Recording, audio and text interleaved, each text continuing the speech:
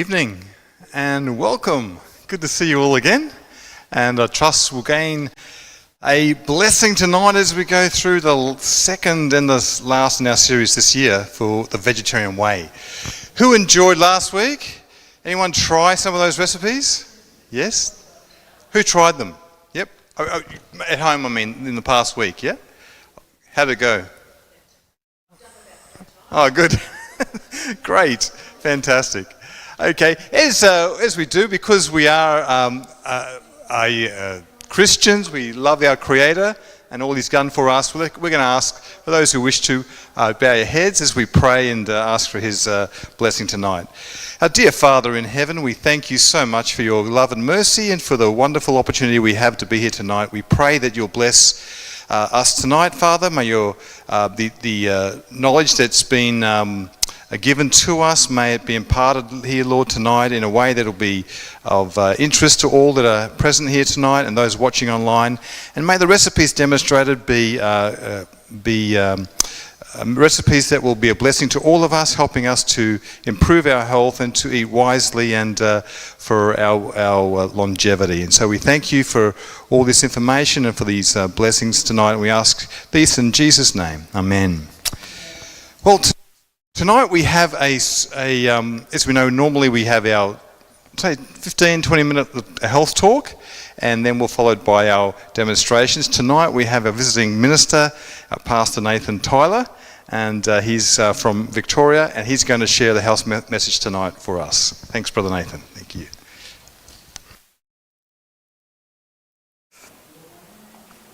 Thank you, Paul, and lovely to be here again. It's been a little while, and lovely to see all of you here tonight.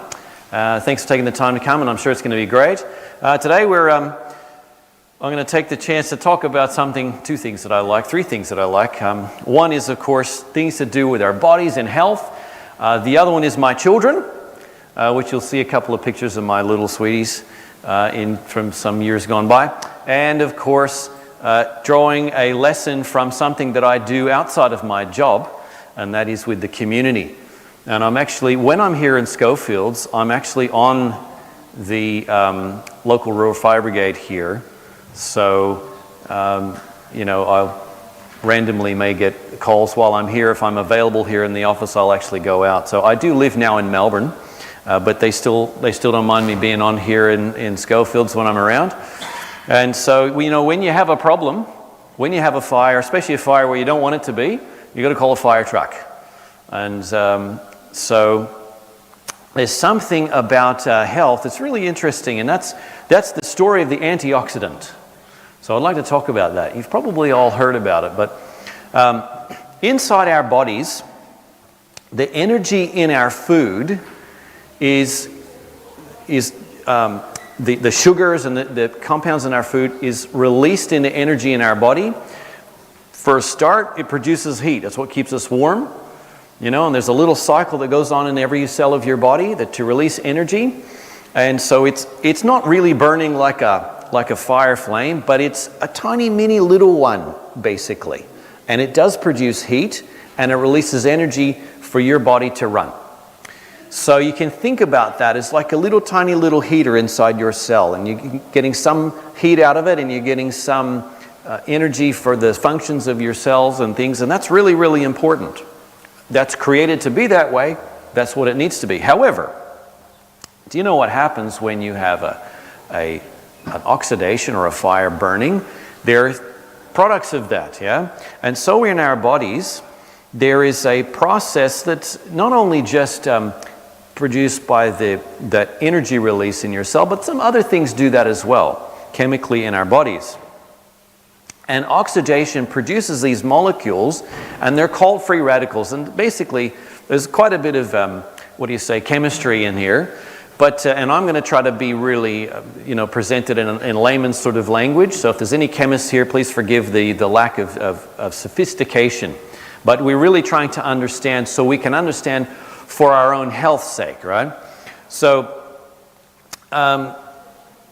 oxidation in the body produces these chemicals or literally atoms called free radicals.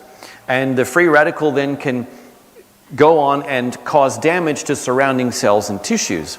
And can produce different sorts of disease and so forth. So there are other things that do that besides just the little furnace that runs in your cell. Ultraviolet rays from the sun, pollution, if you're under stress, believe it or not, poor diet. So there's a lot of foods that, we call food, but they're not sort of food like, these days we have a lot of processed food, what we call junk food, and they're foods that have already, there's already a lot of oxidation taking place in that food. For example, seed oils that have been deep fried, they've been oxidized. And so you're already taking that into your body. So there's extra things on top of what's already happening in your cell. And all of that produces free radicals, and those free radicals can then go and damage your tissue. So someone's illustrated it like this, where you have a normal, nice, healthy cell, but these little bad things called free radicals go and actually sort of damage that cell, and that cell gets diseased, that cell gets weak, and that's no good. So I like to make a comparison because at home in Melbourne, we say that we put the wood fire on sometime after Easter. And unless we go away for the weekend, it doesn't go out until October. So last time I spoke to my family down in Melbourne, the fire's still going, down in Melbourne, as some of you understand that, right? So it's a bit cool here today, but it's definitely cold there. So, and you want the fire going there to keep us warm. But sometimes there's a fire in a place you don't want.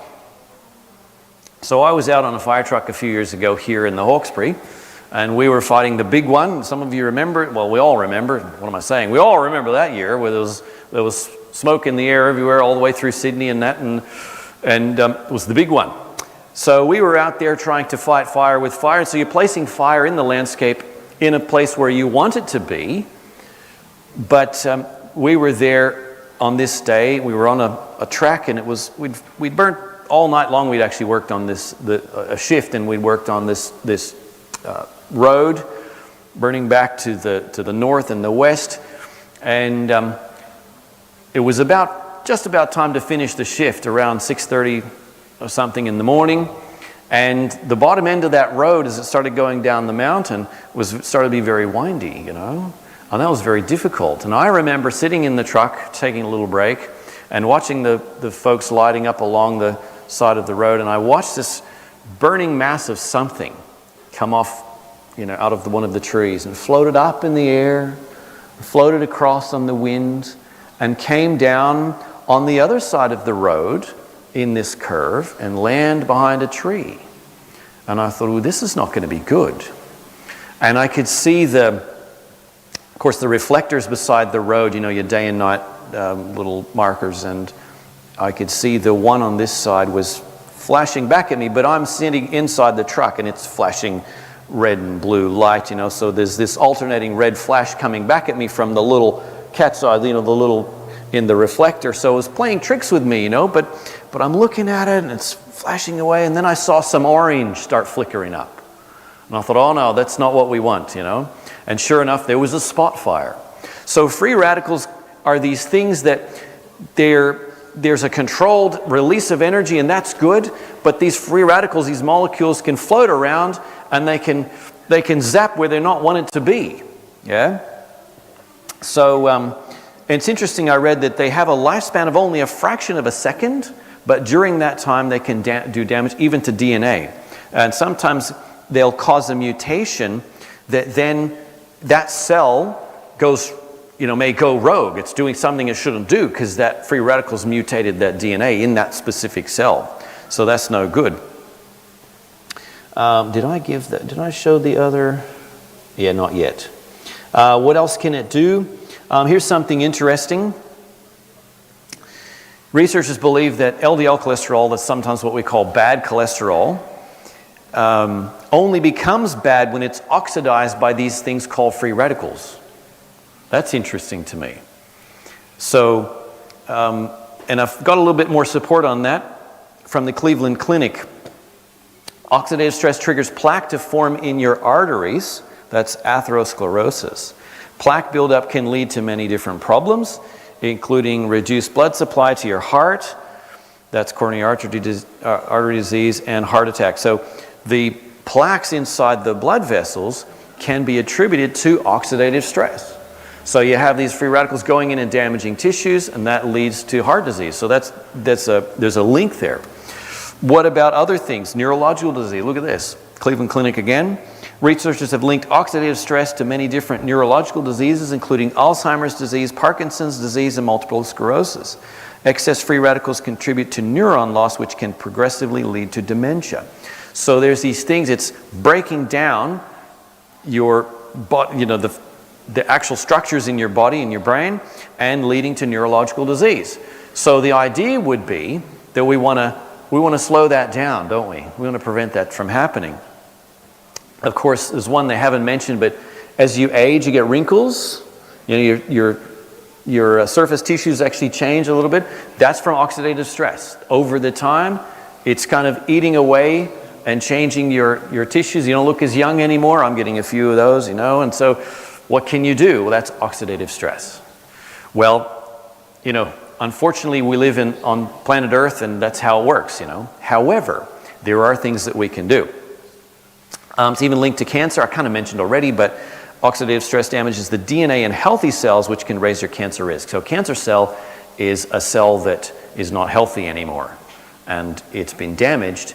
And if there are certain mutations that take place, that cell goes rogue, and that's going to be a problem. So we've danced around the subject of antioxidants, but when you have a fire in a place you don't want it, you've got to call the firefighters. I said I was going to show my little darlings. That's a few years ago, 2 of them, going to see the fire trucks somewhere. So let's talk about what an antioxidant actually does. So here's the basic explanation. So you have normal healthy atoms have a nucleus, and then around outside there's these little electrons spinning around, right? And they're matched, and there's an electrical charge with the electrons. When they're matched, that atom is in balance and it's stable. But a free radical is one that's missing one. So it's going around literally looking for something. Now, we've all known someone like that that's a bit unbalanced, and they're just going around looking for something. They're never satisfied, and they're latching onto something that's going to solve their problem, and they're always complaining about. All of us know somebody who's, well, that's a free radical. So it wanders around and it looks for someone with an electron. And when it finds them, it grabs it. And so now it's got its 2 electrons, now it's happy. But what just happened? With that other atom, it just grabbed its electron, now it needs another one. And if it's part of a tissue, it grabs from the next one, and the next one grabs, and so there can be unpredictable results if that starts happening. So the free radical might only last for a very short time. It gets another electron and it's all happy, but during that time it's damaged something. What's interesting is there are other molecules that they're called antioxidants. And they actually can donate another electron. So they have an imbalance, but they're stable still. They're not seeking to grab from somebody else. They've got one to spare. And they say, okay, so if they're next to a free radical, they'll donate an electron, and all of a sudden that free radical is neutralized. So it's a beautiful concept, these chemicals. Now, they are naturally in our body, floating around. What happens, though, is, if we haven't got enough, like if they're called upon. So how do we get these chemicals into our bodies? Well, what's interesting is that, you used to think that, back in the days, I remember I went to school and they were taught us about the 4 food groups. This is going back, a few iterations of diet and lifestyle education. So when I went to school, it was the 4 food groups, and food had 3 parts. Remember that? Protein, carbohydrate, and fat. Right? That was it. And that was a very simplistic view of food.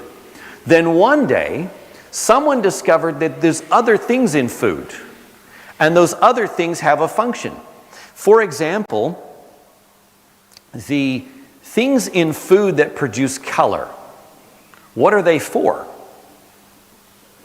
There's bright, we got bright green of a kiwi fruit, the bright blue of a blueberry, the dark purples and reds of your other berries like your blackberries and raspberries and strawberries, the bright red. Well, that's just for color, you know, maybe to attract the birds to come and eat them, to take the seeds away and to, you know, carry on the life cycle of the plant, right? But one day we realized that those chemicals had a function. And in our body, they actually do things. And so foods that have these bright colors, these bright fruits, actually have a lot of antioxidant in them. In fact, if you eat one serving of blueberries, you nearly have what's considered your daily intake of antioxidants. They're really, really good. I mean, they tend to be a bit expensive. But they're a food that really has good antioxidants in them. So your bright fruits, and there's a lot of other things, but the fruits, the berries, the nuts, the vegetables, and again, there's another pigment in green leafy vegetables. What causes it to be green? Chlorophyll. What's in chlorophyll? It's good for us. You know, you have iron in chlorophyll, and you have there's an antioxidant property, and there's not just one. You know, you can name an antioxidant. There's actually hundreds of them, right? So one day we discovered that food is not just protein, carbohydrate, and fat. It's full of all these other little things in there that are really good for us. And so plant foods really supply a really good supply of antioxidants. So that's important. So it's important for them to be available in our body. And even in digestion, you know, the process of digestion is oxidative, but the antioxidants in the food actually counteract that. Now, what happens in our great wisdom as human beings is that we found there's certain parts of components in food that we like. We like carbohydrate. We like fat, right? And we like protein. You know, we like some, and so we've found ways to isolate. Let's say isolate the carbohydrates out of food, and create foods out of them. So we can make combinations of sugar and flour, and you know, and maybe a protein, and we create foods out of that. We extract the sugars out of things, and we make something nice out of it, you know. But what happens to all the other little things that are part of the food? They don't come along with that, do they? And so I was actually looking. You might have seen Nutrition Facts. It's nutritionfacts.org, I think it is. Dr. Grieger does videos, short videos. Very nice to watch his little presentation. Very easy to understand. But I was just looking at it today, and he was describing some of the research that when you take a certain amount of, let's say, a sugary drink, and they would test people's antioxidants levels and their oxidative stress level, and it would, you know, the antioxidants went down and the oxidative stress went up, you know, in their blood levels, and he was observing that what happens is that when you eat, let's say, a cup of fruit or some we have on there some grapes or something like that, it doesn't do the same thing. Why? Only because along with the sugars that's naturally in the fruit are all the other phytochemicals that go along with it that help your body to take it in and digest it, and the antioxidants that supply that sort of counteract as you're metabolizing that sugar. It's counteracting the oxidation that naturally takes place, right? So it goes along. So it's really important, and you've probably heard us talk here about whole foods, vegetable whole foods in a simple and natural manner as possible. When we prepare foods, if we take plant-based foods in a simple manner, as whole as possible, when we prepare them, it's going to have all of these compounds intact for us. So it's really, really good. So you want to have your firefighters ready to go when you need them.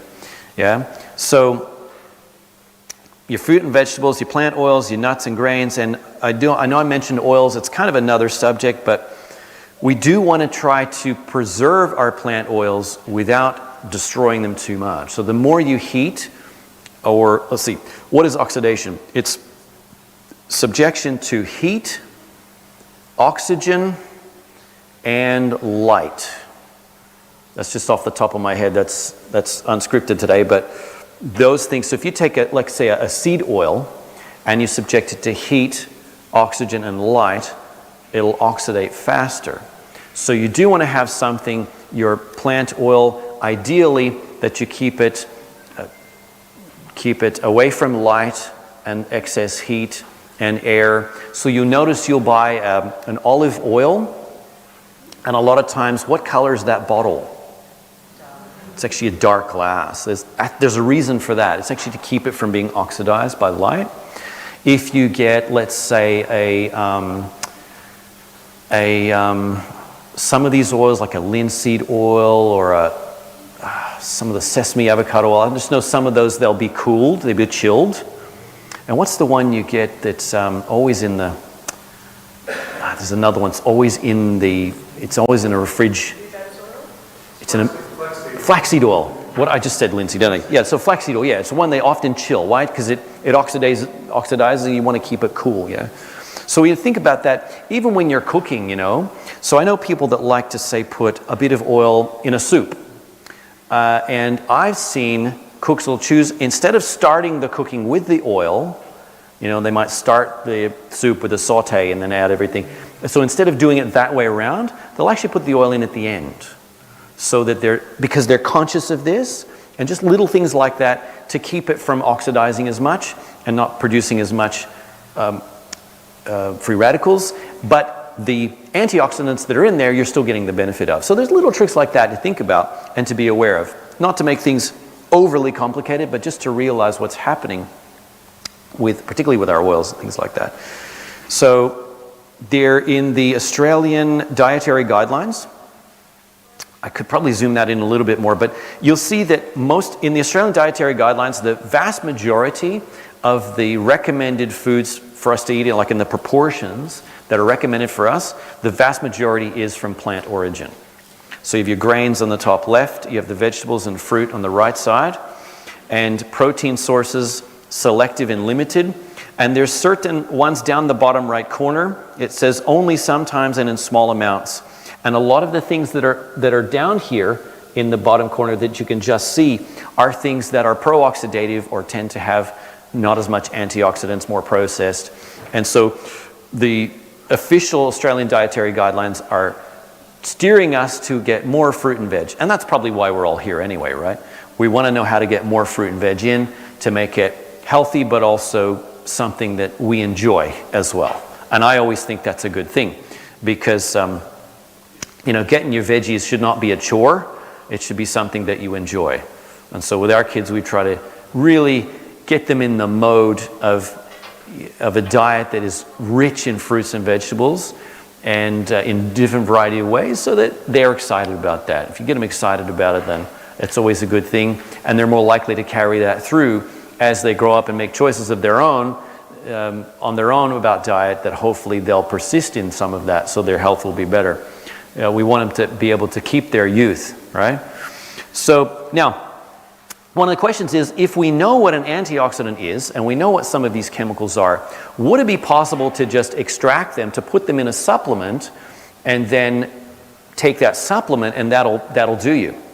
I remember some years ago I was doing some nutrition study a little bit, and they were talking about this. Antioxidant supplements may not help, actually. And so again, from one of our Australian government sites, Health Direct, mentions you should aim to get all your nutrients, including antioxidants, from healthy foods rather than from supplements.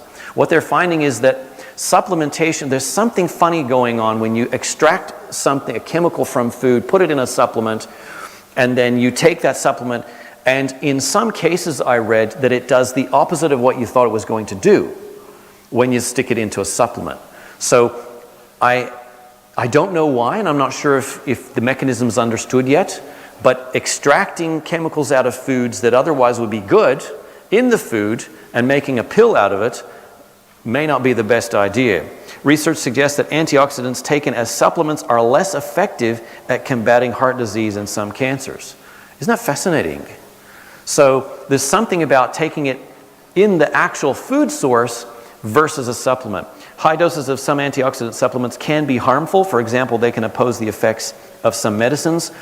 And in a lab, they can model, let's say, a vitamin C or some of the different antioxidants, and it looks the same, and it might be chemically equivalent, But I read some years ago, and I'm sorry I'm not referencing that one today, but I did read somewhere that there were some supplements like that that could actually be pro-oxidative instead of antioxidative. Now, not to mention, there's another problem with taking supplements. Well, what is that? There's another problem. Not only is, they've taken something out of food, put it in a supplement, and now you're taking that, and it's an indirect way to get your nutrition. We're really recommended to get it from the food directly. But there's an economic problem too, right? Have you seen how high good supplements are going these days? A good quality because I'll be honest, I do take a men's multi. I try to get a good quality one, but you can just about measure the cost of that now per tablet, per capsule. It's getting a bit ridiculous. I'm like, well, I know I'm busy, I'm under a lot of pressure and stress. I want to have a bit extra zinc and a bit extra B vitamins and whatever else is in there, some B12, But it's financially, wow, so if we can really look at how we make sure we get our nutrition from our food, that's got to be a good thing. Now, what did we do at home? We planted strawberries. And this will be our third season since we moved back we were here in Schofields, we moved back to Melbourne. We have a little more space. In Melbourne. But, excuse me. But we planted strawberries. So now they're just starting to come on. And I'm really looking forward to, when I get home this week, hopefully I'll be able to eat fresh strawberries. And that's, excuse me, they're very expensive in a punnet. You can't afford a lot of berries, but if you can find a way, even in a backyard, even in a little house block, you can grow something. At home, growing up in Tennessee, we grew a gooseberry, I think it was. And that would last quite a while through the season. And you just go out there and you pick them fresh, and they're just really, really good. And they've got all the chemicals in there, all created in a package just ready for you. So I think there's ways that we can find to get our antioxidants. Think of something at home that you can grow that'll help provide those things. But we need to, with our purchasing, we need to find. I look for fruit that's in season, and you get two advantages from that. One is economic, because the in-season fruit is usually on special. It's cheaper. And the second thing is it's probably more fresh. And so that's another thing that's really important. So the other thing is, of course, when you're talking about fire in a place you don't want it, you don't want to light a fire if you don't have to. And so there are things that create more oxidation. We already mentioned oils. Thank you. We already mentioned oils, fried or barbecued fats, dried egg or milk products, so animal proteins and sugars that have been dried. That's oxidizing because remember, it's heat, it's light, and oxygen. So whenever you dry something, then it's in contact with oxygen. So the egg as a whole egg hasn't been oxidized. It's contained, but as soon as you process that and dry that up, makes sense, right? Trans fats, that's a really bad one. I know that margarine was supposed to be more healthy, and I thought that it became the thing. I grew up with margarine, not butter. And I thought that was a thing because it's more healthy. But no, it's just because it's more cheap. It's actually cheaper than butter. And that's why everyone started using it. It's not more healthy, actually. So that's one of the things that those trans fats are actually very, very bad for you after all. So just to wrap it up here, oxidation is related to aging. And so if nothing else, we would like to slow it down so it can keep us young. And looking around the room here, I think we can all appreciate that. All right, so we want to be able to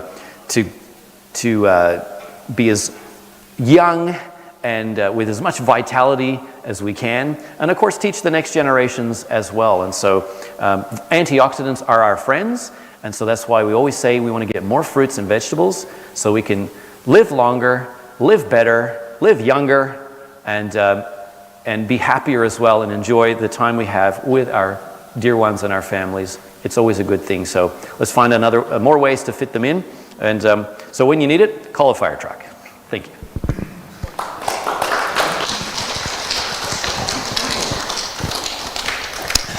Thank you, Nathan, for that. And if you want to watch this again, it is on our church YouTube channel, Schofield's Church. Just look up on YouTube, Schofield's Church, under the cooking demonstrations, and you'll be able to catch up on the information you may have missed in this talk there. You can re-watch it in your own convenience. Okay, so now we have, coming up, is our ladies who are going to demonstrate some lovely food tonight, and I'm looking forward to this.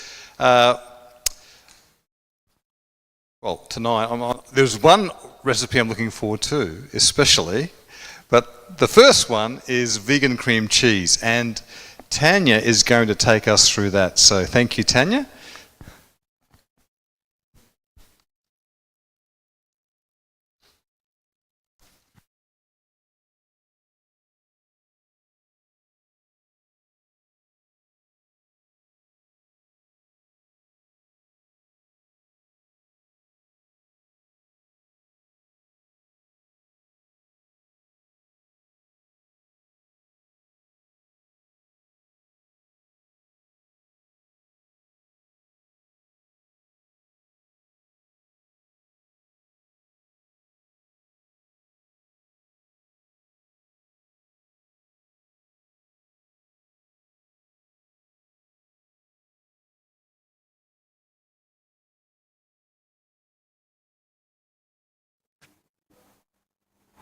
Testing? Yeah, that's better.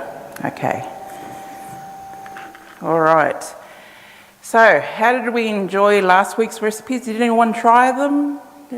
Success? Yes? Oh, everyone seems a bit quiet. That's okay. All right.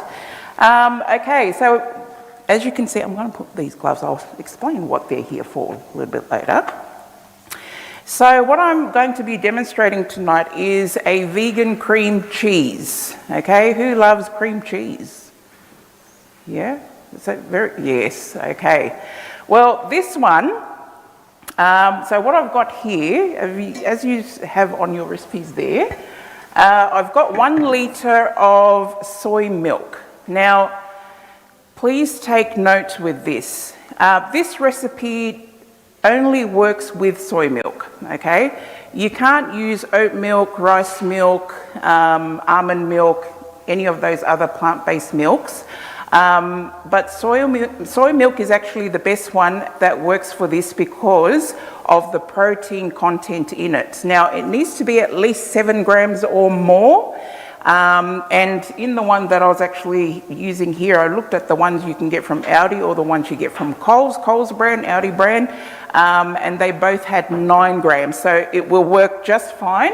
And I have tried this at home and it came out perfect. Okay, I'll just grab a wooden spoon here and okay. All right, so what we want to do here is, I've got this going now. We want to bring this to like a rolling boil. So you it will take about maybe 3 to 5 minutes for it to actually heat up. And once that's happened, then what we're going to do is I'm going to add into that lemon juice. Now, we've had to tweak a little bit here and there the quantity of lemon juice that goes into it. But what you want to do is, it's 1/3 of a cup of lemon juice. Now, some may put little or some may put more. Now, if you want more of a lemony taste coming out of your cream cheese, then you can add a little bit more. Now, I've tried it with half a cup and that lemon taste did come out and it was very prominent. But I've just to sort of like balance it out a little bit, tonight I've decided that I'm just going to put in 1/3 of a cup, yeah? So what I'm doing here is, it's very, very simple. You won't want to go and buy cream cheese from the store again, trust me. You know, it was like, I went and I was like, oh, let me give this a go. And I tried it at home and I thought, wow. It gives the cream cheese at the store a run for its money. So, you know, once this comes in, and you want to do it in a heavy bottom pot, so you don't want the milk to sort of burn or stick to the bottom of your pot. So either a non-stick or a heavy, like this what I've got here. So once it comes to, you can see that it starts boiling on the sides a little. Then I'm going to add the lemon juice. Now what that does, it's going to curdle the milk. And so this will take, within a few seconds you'll see that it starts to curdle like it's doing already there. Now, you stir this anywhere between, depending on, this one's starting to probably boil a bit more than I want it to, so.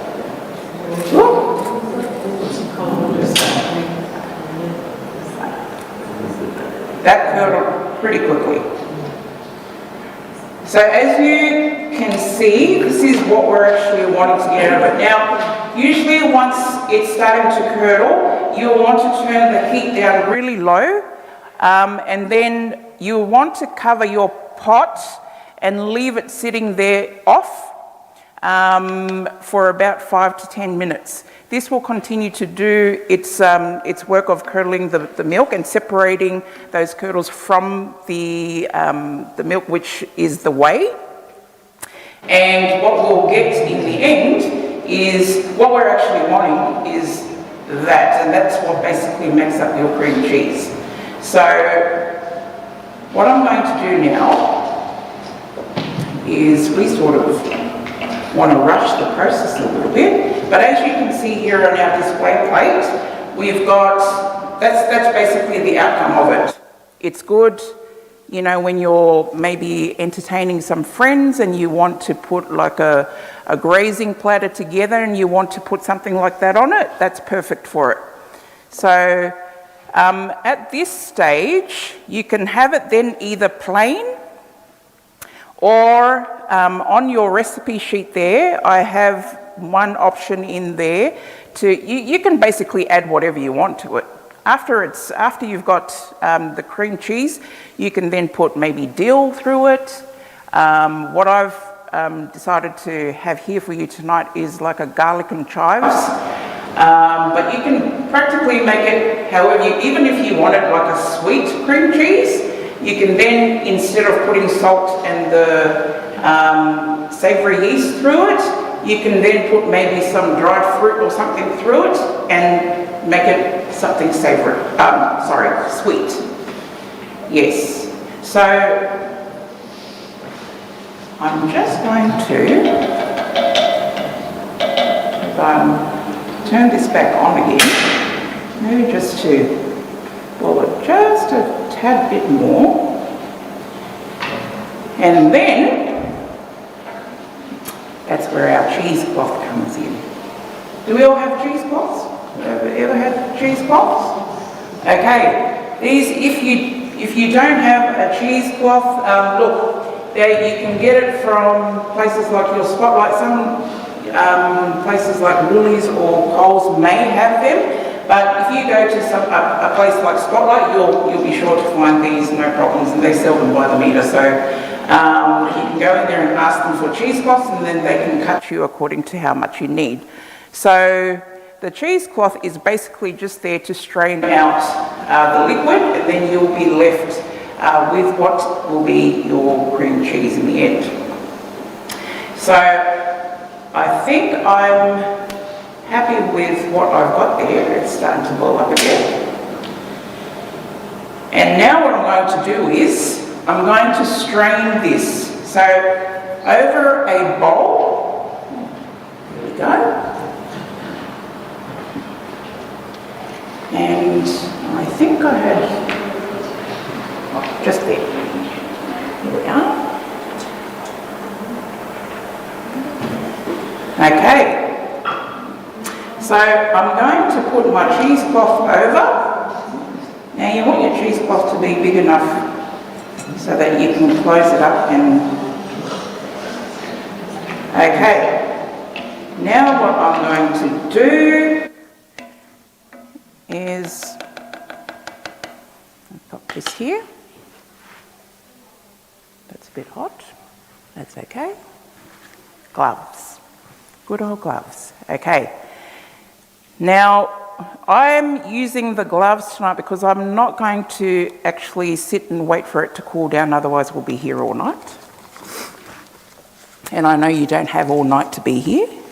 So I'm just going to pop my gloves on, and then I'm going to pour this into the cheesecloth, and then I'm going to strain out the liquid there, and we'll be left with what we need here. Okay, here we go.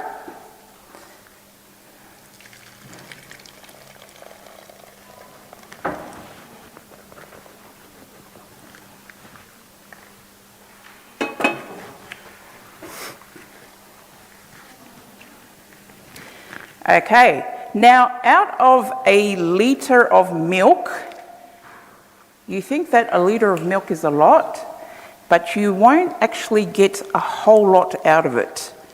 Now, as you can see here, that's about the size of maybe the palm of my hand. So what I'm doing here is I'm trying to strain this out because that's the whole purpose of my gloves. Try and get as much liquid as you can out of it. Okay. So they'll be coming around with some samples for you. So what we want to do is get as much liquid out.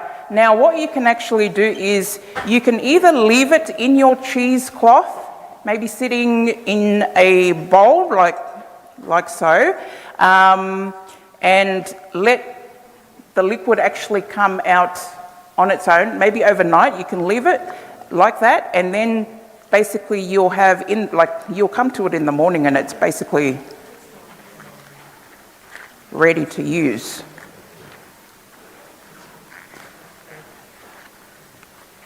Okay.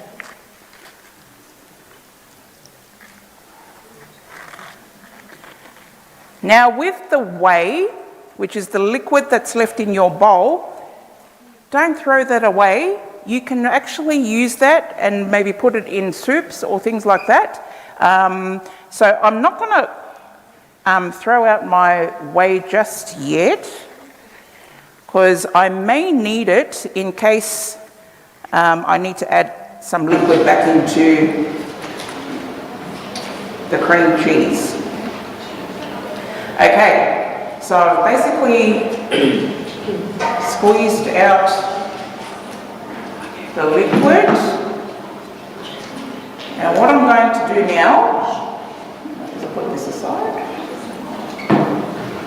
is I'm going to bring my food processor.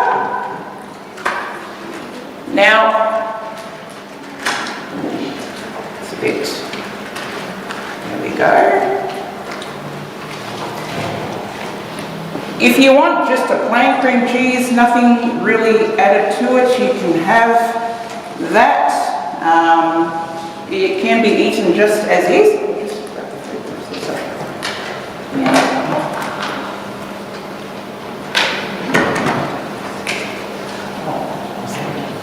Just in case I need to.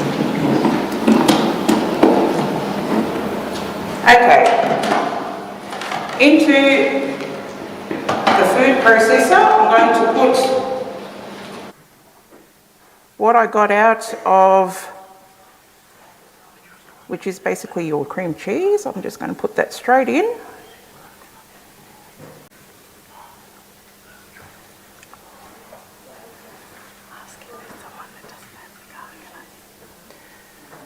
Is there anyone here that doesn't have garlic or onion? Is everyone okay with that? Yes? Okay. No.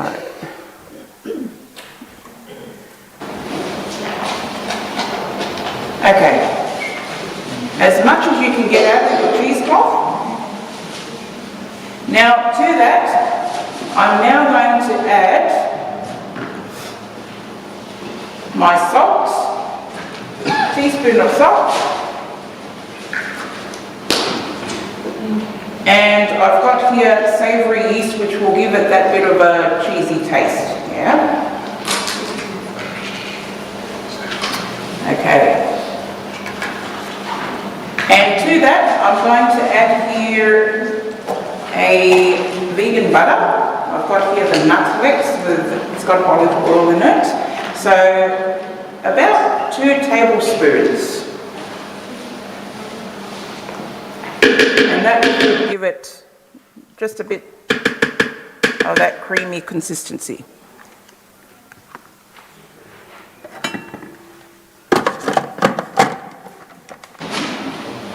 So I'm just going to make a bit of noise here.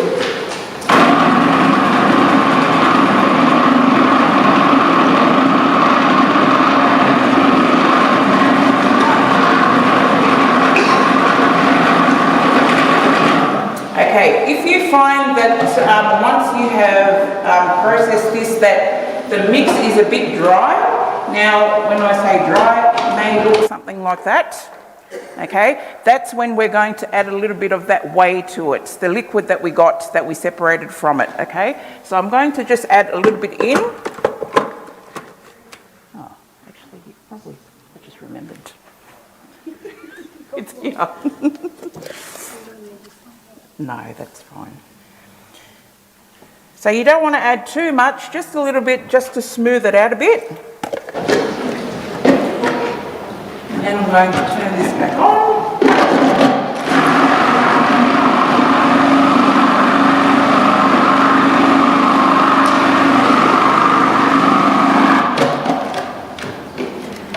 Once that's done, you will notice, because there's very little that comes out of it, okay. You'll get that smooth, very smooth and creamy consistency. Yeah, so, yeah. Okay, and then to this, you can either have it plain as is and serve that up as just a plain cream cheese, or this is where you add your herbs or whatever you'd like to it. So,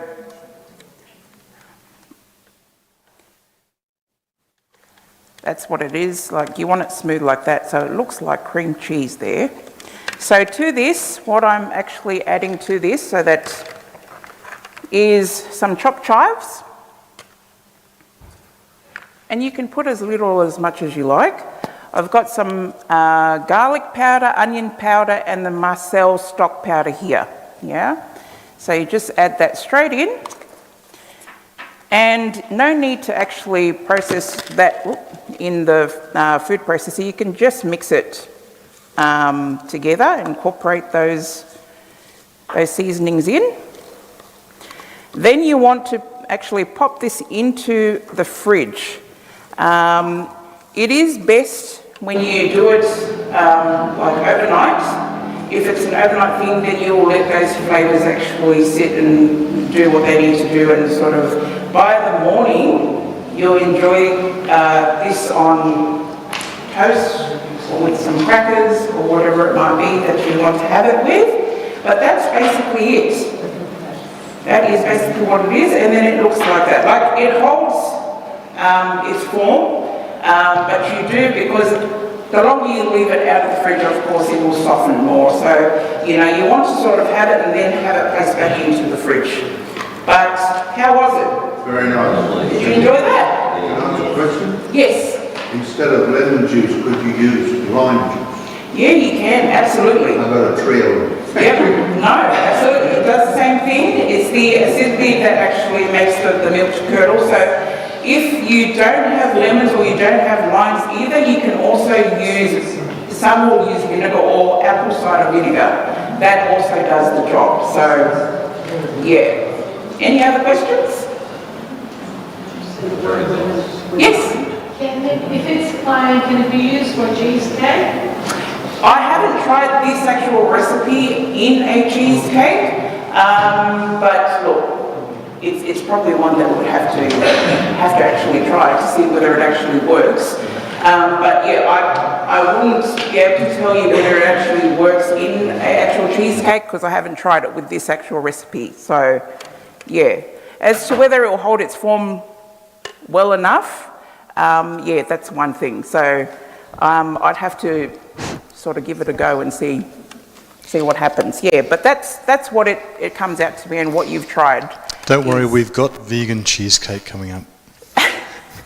It just doesn't have this one in it. Yes. Okay, thank you very much. That's it from me for this one. And I'll pass it on to the next one. Great, thank you. Thank you, Tanya. Nice? Yes? Okay, great. So next we've got on our recipes for this evening is zucchini fritters. And we are going to have these demonstrated by a very, very good cook. I can tell you from experience, she's a wonderful cook. She's my wife, yeah. Okay, so she's going to demonstrate this, and I'm building her all up now, so I'm probably going to... she's going to be so nervous now because it's like, no, don't say that. But no, she's going to come out and she'll demonstrate these. Okay, Deborah, she's there? All right. So just while we're here, just don't forget tonight being our last evening, just a couple of announcements. As you can imagine, there's a lot of ingredients that go into not just what we demonstrate here, but also in the samples. And just to help us cover some of those costs, we have an offering box there. If you feel free, as you are able, feel free to give there towards help pay some of the overheads that are here for the demonstrations. Also, don't forget tonight it's 10% off downstairs at the health food shop tonight. Okay, so that's just tonight, and so it's your last opportunity before the end of the year. Yes. Is the health food shop open other times? Yes, it's open from our office hours during the week, from 9 till 5:30, Monday to Thursday, and from 9 till 1:30 on Friday. Okay, so that's, yeah, it's open. Okay. All right. How are you going, Debs? Right? Are you ready? Okay. All good? Okay. All right. Thank you.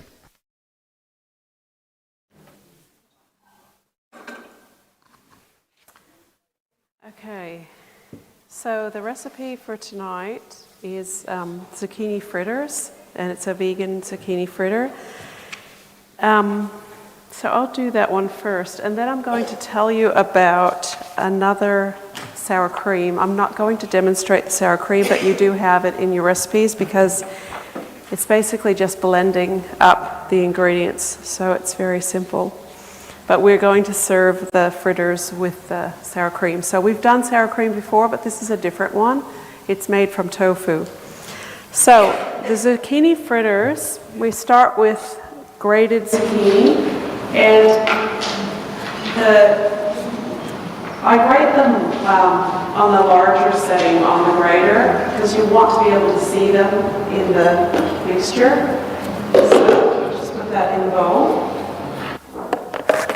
And then an onion diced. And this one is kind of easy because you're just adding everything to the bowl. You're not going to have to worry about anything else. You just add it straight in. And I'll just give that to you. And then the tofu. So it's 350 grams of firm tofu, and I grated it fine. Sorry, wrong one. Because you don't really need to see the tofu in it. You want to see the zucchini, but not necessarily the tofu. So you add that to the mixture. Then 2 cups of corn kernels. You drain the water and then you put the corn kernels through. And then 3/4 of a cup of besan or chickpea flour. When you're going into the store, I was looking in the flour section and I saw chickpea flour, and it was kind of expensive, a small packet. Then I went to the international section, and it was less than half the price, a big 1 kilo bag of besan flour. So it's the same thing. So I got the international version. So that's the besan flour. Then corn flour, which probably helps bind it a little bit. And then 2 garlic cloves, just crushed.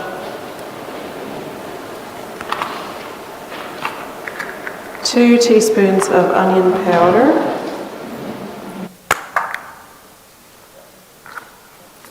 2 teaspoons of sweet paprika, and then 2 to 3 teaspoons of salt. Now, I would recommend the 3. We're going to be doing them fried in a non-stick pan with a little bit of oil. That's what the recipe calls for. If you wanted to bake them, use less salt, because for some reason the salt comes out stronger in the baked version. So, and they don't go as flat in the baked version. And then a half a cup of water, and we're using the water from the corn because we've drained the corn. So you mix that all together, and I actually mix this with my hands because you want to make sure all of the ingredients go right through, especially the spices. So this is going to be a little bit messy, but the zucchini is wet. It gives you the moisture, and the besan flour and the corn flour probably gives you the resemblance and the tofu of the egg, which is not, you don't have in the recipe. So you want to do it very, very well. And I'm going to have to take off my gloves, I think, before I stick these in the pan. It's going to be...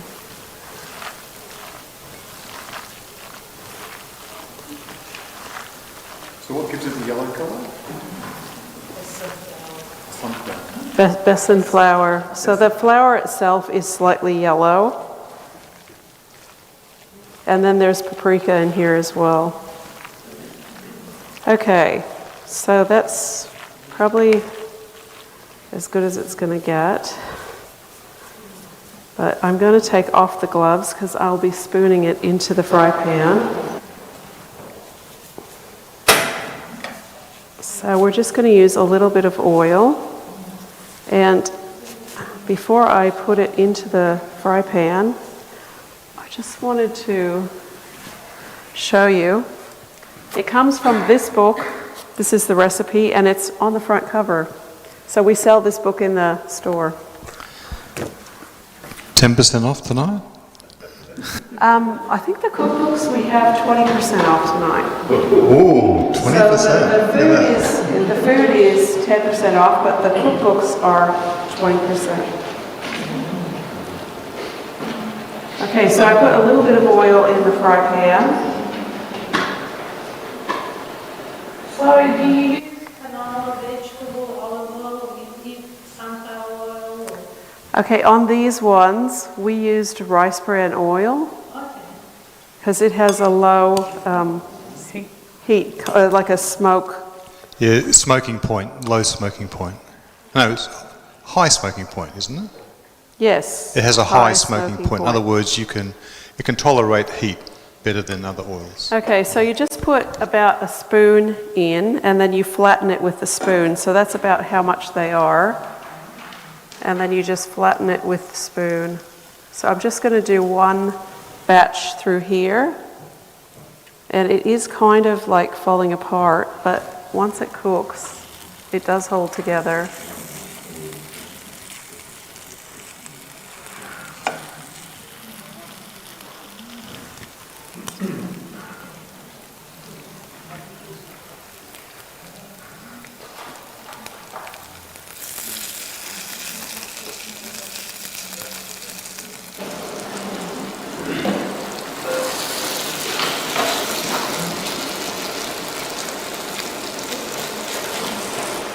Okay, so it's going to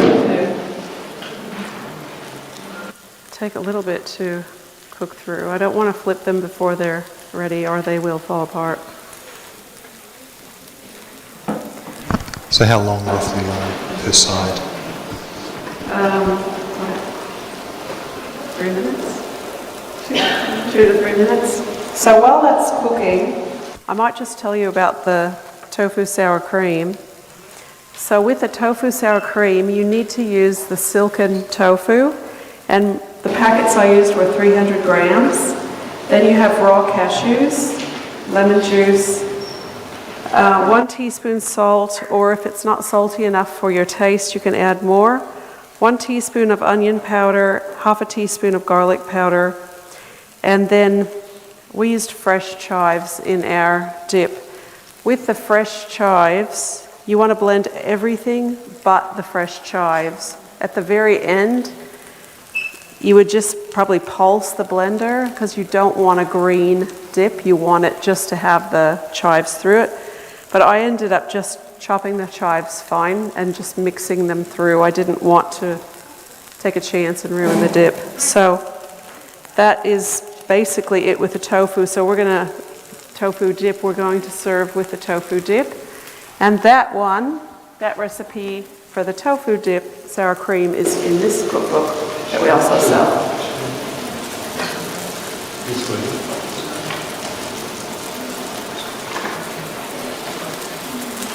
So I can see it's getting a little bit brown now, so this one I think, and I'm going to use Thought to help me out. Oh, this one is probably not quite ready.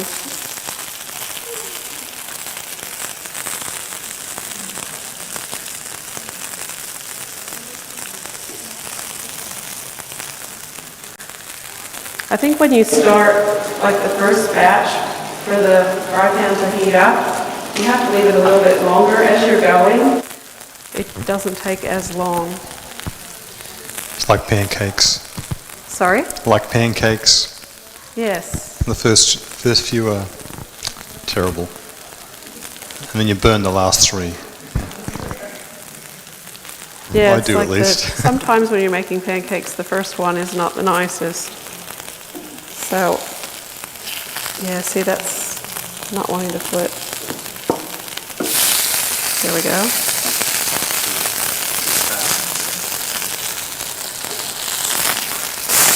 That second one is better. Okay. So they brown nicely in the fry pan.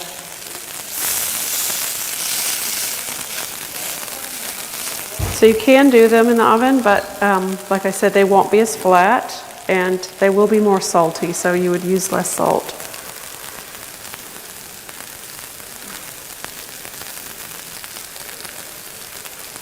So second side doesn't take as long, but this is what they look like when they're finished.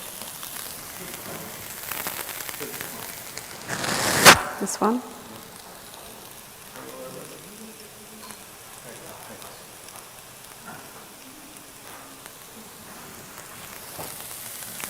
Sorry. So that's pretty much it. The easy part is that you just mix everything in the bowl. You don't have to do anything special. And then, yeah, they hold together nicely.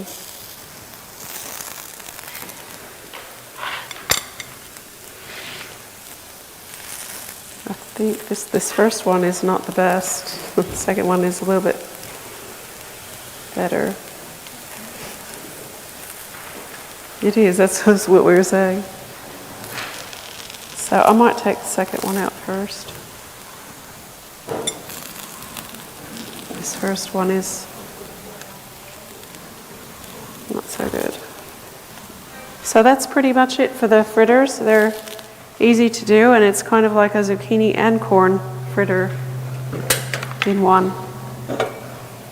So do you have any questions? I think it'd be too runny for the air fryer. Yeah, but you can do the oven. But if you're doing the oven, you need to put it on the baking paper because they will stick to the biscuit tray and you won't be able to get them off. But on the baking paper, it's fine. I probably would not bake them more than 15-20 minutes. I left mine in a little bit too long. I think I left them in for half an hour because I forgot about them because it's in the oven at home, not the ones here. And I think it was a little bit too long, so probably 20 minutes would be a good time. But yeah, you can do them in the oven, just put less salt. Okay?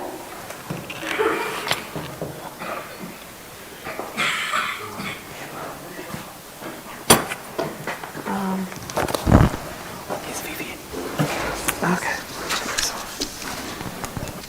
That's it? Okay, thank you. Where's the sample? Are they coming? With mine. Oh, with yours. Okay, all right. So we've got to wait for Vivian's demonstration because they're going to bring the samples together, hers and Deborah's together, to make a nice little treat for tonight. Okay, thanks Vivian, you right? All good? Okay, all right. Tofu sour cream.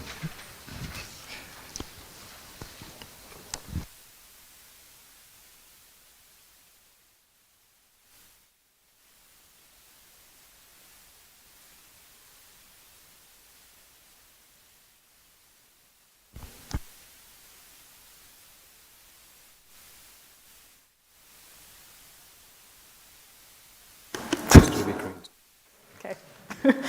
Technically challenged. Oh. Okie dokie. So we're doing a lemon leek pasta, risoni, Ozo thing.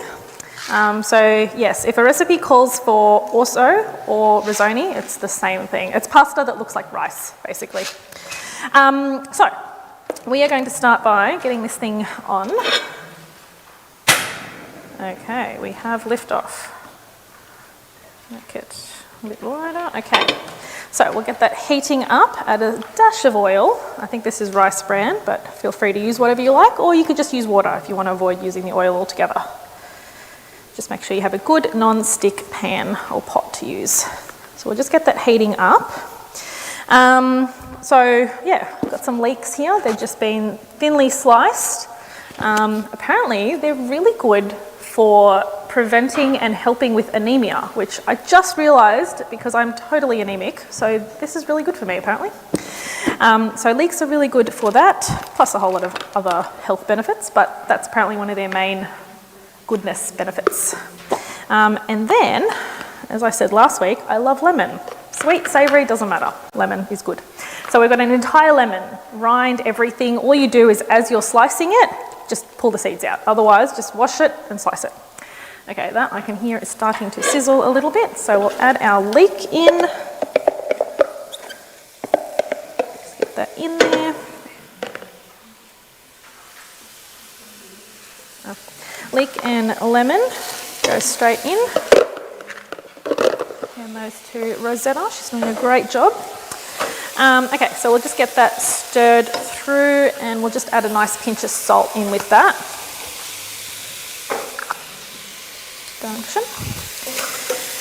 And you've got to just stir this. It's a dish that doesn't take too long, but you've got to stand over it as it's cooking. So we're just going to keep that stirring for a few minutes till the leek and the lemon start to sort of wilt down and caramelise a little bit together. Just this on its own tastes really nice. You could just make this and use it as a topping for something if you wanted. But we're going to cook it like a risotto with the pasta. You probably could do it with rice actually and make it into a risotto. But, so yeah, sorry. You'll have to watch me stirring this for a few minutes. I was trying to think of things to talk about. I thought of a joke, a pasta joke. So what do you call a fake noodle? An impasta. An impasta. Anyway. That's my really lame pasta joke. It's a dad joke, yeah. All right.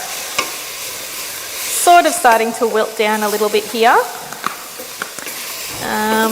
With the lemon, we did find that sometimes the rind can be a little bit bitter. So just maybe test your lemon before you're cooking it. just to check it's not super on the bitter side. But if it is, just add a bit of extra salt. That helps to sort of neutralise the bitterness. All right. So in the interest of moving along, I will start adding the rest of the ingredients, but I would probably leave this for another couple of minutes normally, just to keep it, get it a little bit more caramelised. But for now, we'll just go with that. All right, now we've got our garlic. 4 or 5 cloves, whatever you feel like. Chuck a whole head in if you like, if you want it super garlicky. So we'll get that in, give it a quick stir through.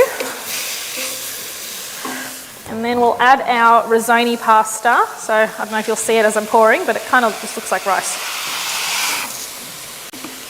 So add that in, give it a stir through. Sort of coats it, I guess, with the flavours, toasts it a little bit as well. Get that through.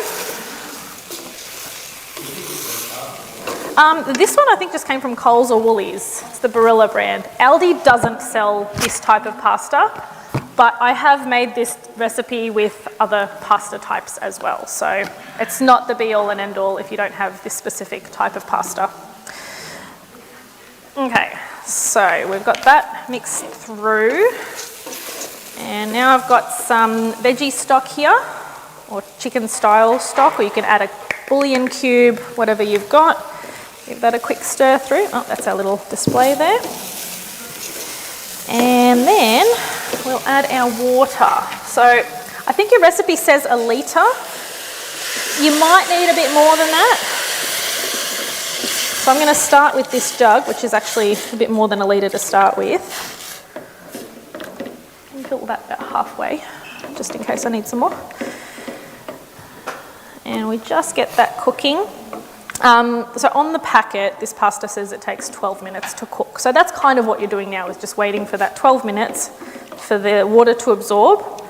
And yeah, you're kind of cooking it like a risotto. So once you see that it's getting thicker, I mean, you'll see on your sample there, as it cools, it obviously thickens as well. But when it's finished, if you serve it straight away, it's kind of got that really nice creamy risotto consistency. Thank you. But yeah, this will take about 12-ish minutes. So I might see if Tanya wants to come out and start her dessert, and then I'll just finish this off, which finishing it off is just adding some baby spinach and some cannellini beans. The beans are just for some extra protein in this recipe, because obviously it's a pasta dish, so it's quite sort of carb heavy.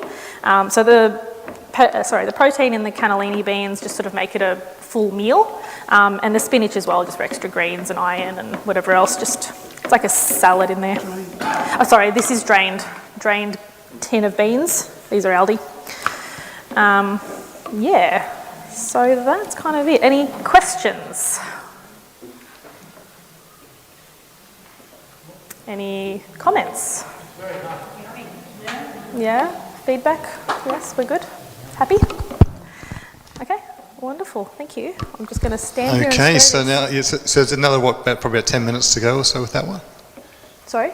Another 10 minutes or so. About 10 minutes or so. Yeah, and then you'll be doing step 3. Is that right? That's right. Which is just before you serve it, like just as it's finished, you wilt the spinach and heat the beans up, and that's it. It's not really. It's pretty much done cooking. You're just adding that in at the very end, warming it up with the hot pasta and serving it. You could add like a little bit of lemon rind on top as you serve it, a bit of savoury yeast flakes, or if you eat parmesan, use parmesan on the top like a pasta. Okay, great. Thank you so much. So we're going to finish off that in a few minutes' time, but Tanya's going to demonstrate hers, which is going to be the next, I think a little bit out of order here. Is it the vegan, is it the cheesecake? Yes? Yep, the vegan raspberry cheesecake bars. This sounds good, doesn't it? They taste good too.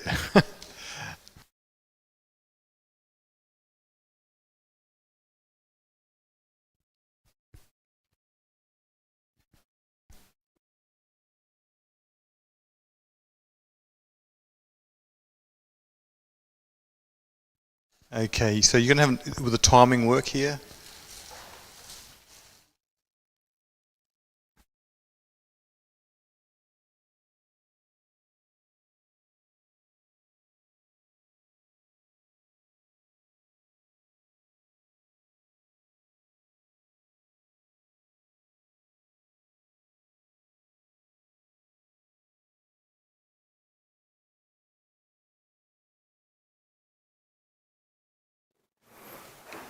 Hi, it's me again. Aren't you lucky tonight? Okay, well, last but not least on our menu for tonight is this very, very lovely, delectable raspberry vegan cheesecake, okay? Now, not your typical ingredients in a cheesecake, but this one requires no stove, no oven. It's just a food processor and a blender and you're done. That's pretty much it, okay? So I'm going to start off with just the crust on your sheets there. We've got here your oats, you've got your dates. Now, it is much easier to use the medjool dates in this recipe, but any dates will work. Now, when you're, depending on what dates you're using, obviously the medjool dates, although more expensive, they're much larger in size and much more juicier, like you sort of sense that. Now, it still works with just your normal dates, so don't feel that you have to go out of your way to actually get medjool dates for this, okay? Now, your dates. If you feel that your dates look very dry, you can hydrate them simply by putting them into some boiling water for a few minutes. And then draining the water and then popping them into your food processor with the rest of your ingredients. So in here, as you've got there on your recipe sheets, there's oats, walnuts, dates, you've got cinnamon there and a pinch of salt. Was there anything else that I was missing? That was it, wasn't it? Very, very simple ingredients. Going through the recipe today, I found it, to actually do it in bulk was a little bit more complex. But you know, it was like I should just follow the steps and do them batch by batch so that we could get, but it is very, very simple, very easy. Once it's all processed and you've laid it out into your dish, and then you've got the actual cheesecake bit on there and the raspberry swirls that go on top, it just goes into the freezer. You wait for it to set in the freezer, and that, look, in itself, maybe about 3 hours or so. If you do it the night before and leave it in the freezer overnight, it's ready for you the following day. You just got to take it out and leave it to for about 5 minutes, 5 to 10 minutes, just to thaw out a little bit, and then you can cut into it much easier and you'll get your slices or your bars out of it. So I've got in here all the ingredients of your crust. I'm just going to pop this into the food processor. Sorry, I'm just going behind Viv here.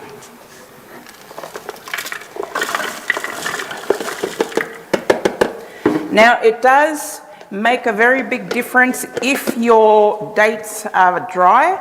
You may find that they don't actually process, or the food processor might get stuck, or they get stuck onto the blade. So that's why it's good to actually have them a little hydrated. Just bear with me. I hope these are hydrated well enough and that the food processor will do its job. Whoop. Sorry. I'll move this.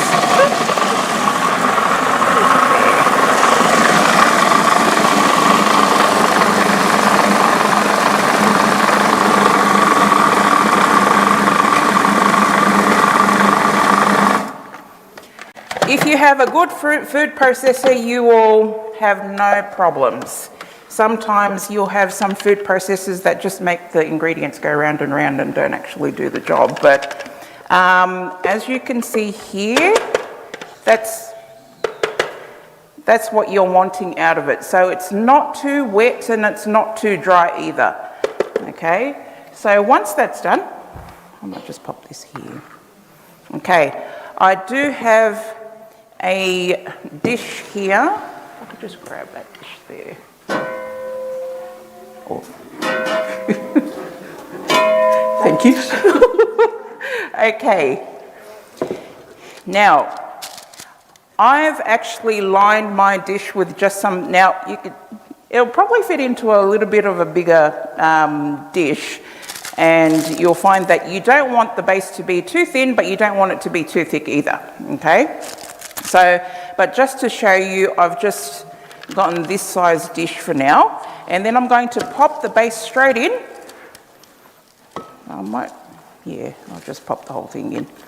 Now, just with your hands, you should be able to spread it out into your dish. So you'll get the feel of whether it's, too thick or what it might be, but this would probably fit into just a slightly bigger dish. But just to show you how it's done, I'm just going to, and once you've evened it out and it's pressed down using your fingers, you should get something that looks like that. Okay? And then you can set that aside. Now, you could probably pop that into the freezer, while you're actually putting the actual cheesecake layer or processing that. So I'm going to now use the blender for this next step. So what I'm going to do here is, with your cashews, you can use whole cashews or you can use cashew pieces. Cashew pieces obviously would be a little bit cheaper. It doesn't really matter because at the end of the day, you're actually just blending it all up. So don't worry about whether you're using whole cashews or cashew pieces. I'd probably just go with the cashew pieces, and then you want to actually soak those overnight. If you don't soak those overnight, you can do a quick soak, which is just covering your cashews with boiling water and having them sit for about an hour. Once that's done, they will have softened beautifully and ready to actually go into your blender. So I'm just going to pop my cashews into the blender. Now you also want to have a good blender that's going to actually give you a smooth consistency when it comes to, you don't want any bits or chunks in your cheesecake, okay? So to that, I've got the cashews.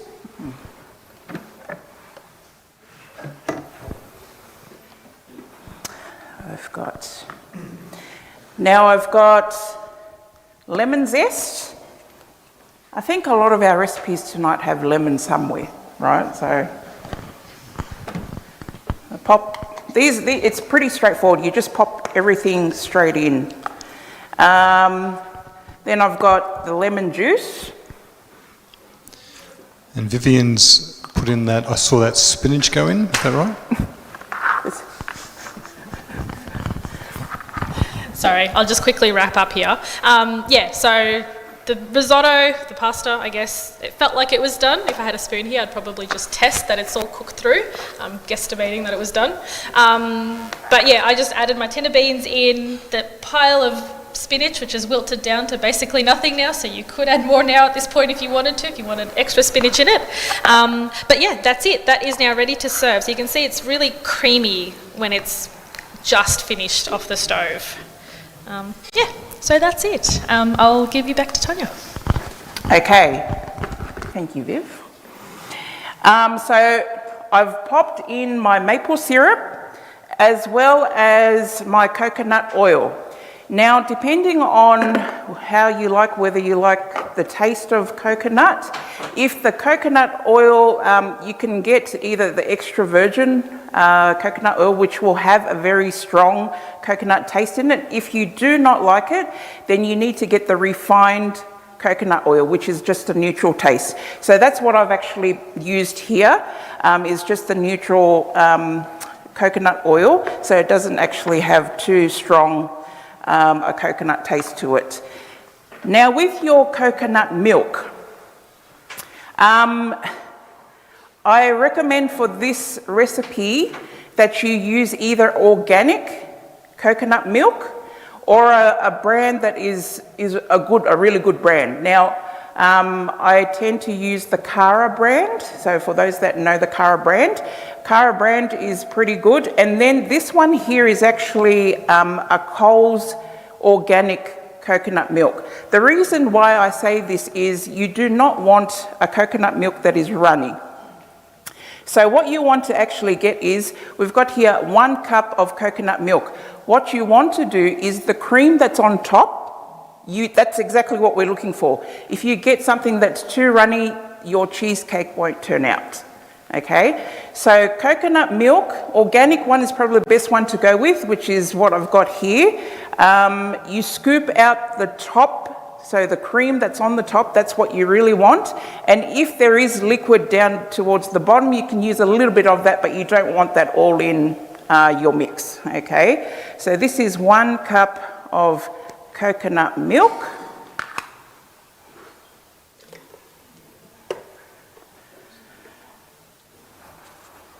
I've added that straight in.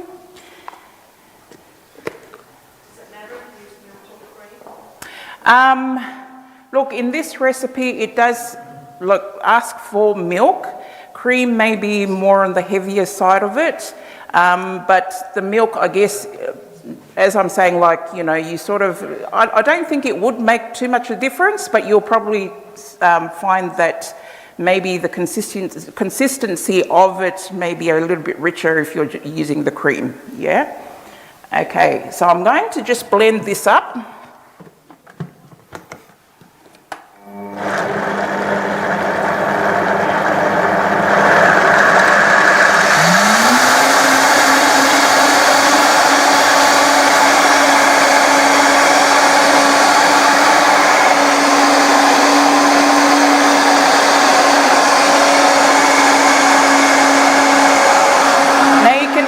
Going for about, you know, a couple of minutes, just so you can get it whizzed up properly.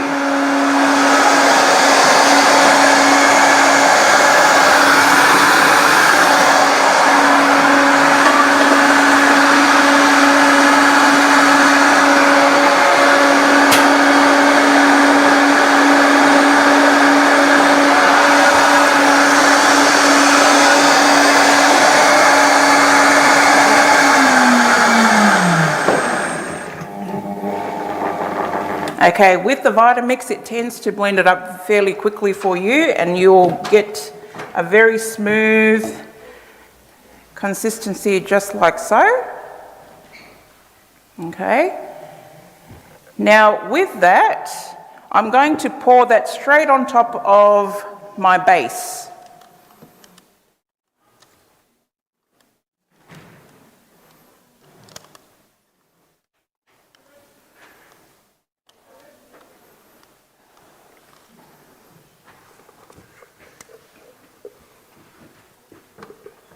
It. Thank you. And then just with a spatula, if you've got a bigger dish that you got in, you just spread it out so that it's evenly spread out in your dish. Okay, just like so. Whoop. Now for the raspberry. It's got there 123 grams, I think it is, or thereabouts. Now look, you know, you don't have to be exact with that, depending on how much raspberry sauce or that you want there. It's totally up to you. I'll just grab this one here that's clean. Probably best to do this. Oh, it's this one. Yeah, the rest of it can disappear. Yeah.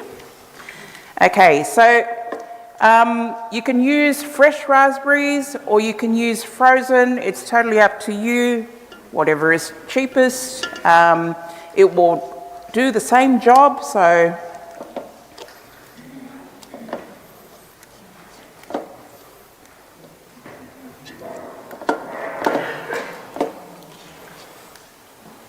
and I'm just going to cook this down.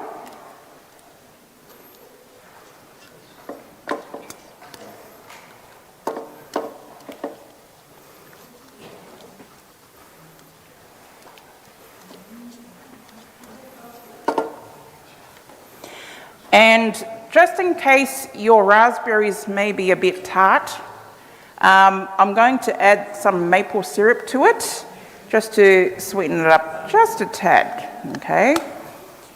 You don't have to if you don't want to.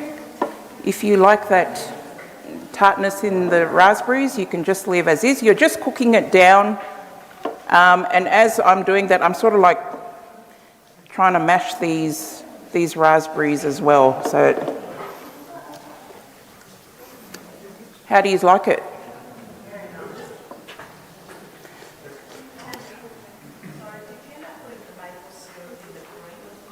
Yes. Yeah, I did. I think I had some already put into with the rest. Yeah, all of that was whatever was inside the recipe itself. That was already in the container that I thought I'd just save some time and just have that all done. All right. Just put these glasses here for a sec. Now, it doesn't take long to actually, for the raspberry sauce to sort of come together. It's basically done now. So I'm going to switch that off. And then with that, now, if you don't like the seeds, feel free to put it through a sieve and, you know, not just have the sauce there. I tend to actually like it with seeds. Kind of gives it a bit of that texture, so I just leave them in. And then what we're going to do, we'll just grab a spoon.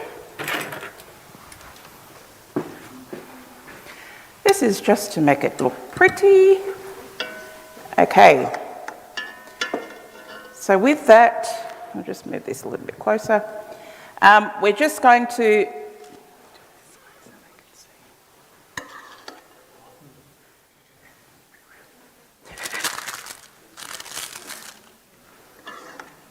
as much or as little as you like, it's totally up to you. I'm just sort of, you know, putting it around as, okay. And then once that's done, I'll just pop this in there. Now, if you have a chopstick, you can use a chopstick or a skewer or whatever it might be. I'm just using a knife here. And you just make your swirls just by, you know, sort of just moving it around like that.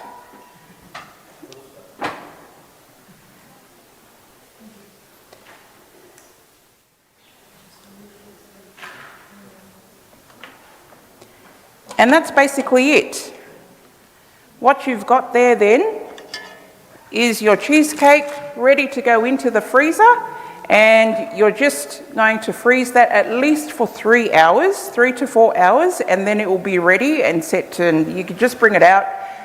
Once it's out, you just let it sit for about 5 to 10 minutes out of the freezer, and then it's ready to cut up and serve. Yeah? Any questions?